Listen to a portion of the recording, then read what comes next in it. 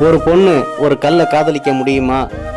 அந்த கல்லுக்காக தன் வாழ்க்கையே வேணான்னு சொல்ல முடியுமா? நம்ம ஊர்ல இதையெல்லாம் பைத்தியக்காரத்தனம்னு சொல்லுவாங்க.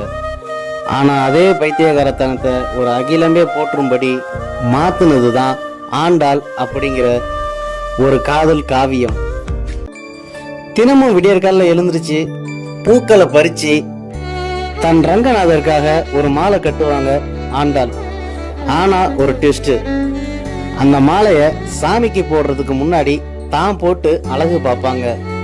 நான் இப்ப மணப்பெண் மாதிரி இருக்கேனா, ரங்கநாதருக்கு ஏத்த மாதிரி இருக்கேனா, அந்த பிம்பத்தை கண்ணாடியில பார்த்து வெக்கப்படுவாங்க. இது அவங்க அப்பாவுக்கு தெரிஞ்சப்போ, இது பாவம் கோத, எச்சில் பண்ண மாலைய சாமிக்கு போடக்கூடாதுன்னு திட்டுறாரு.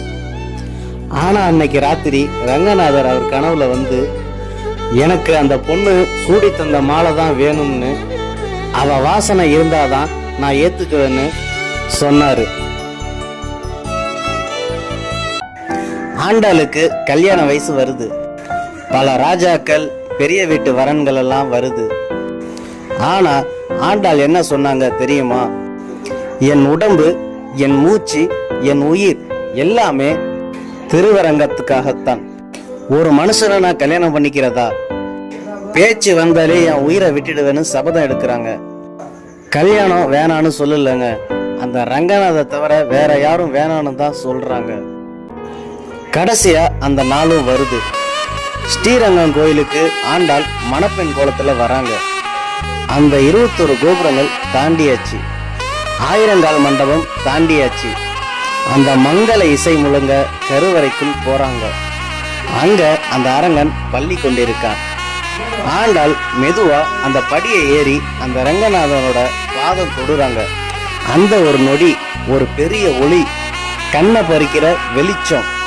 சுத்தி இருக்கிறவங்க எல்லாம் பயந்து கண்ணை மூடுறாங்க. ஒரு நிமிஷம் கழிச்சு பார்த்தா அங்க ஆண்டாள் இல்ல. ரங்கநாதனோட உடம்புல ஒரு பாதிய ஆண்டாள் கலந்துட்டாங்க.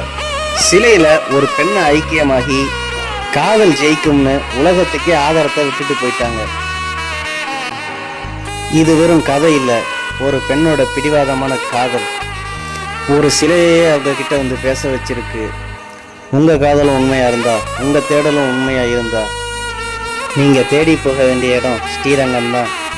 அங்க போய் ஒரு தடவை அந்த ரங்கநாதனோட கண்களை பாருங்க. உனக்கான அவங்களை நான் சேர்த்து வைப்பேன்னு அவர் சொல்லுவாரு. உண்மையா காதலிக்கிறவங்களை ஒருபோதும் ரங்கநாதர் கைவிட மாட்டாரு.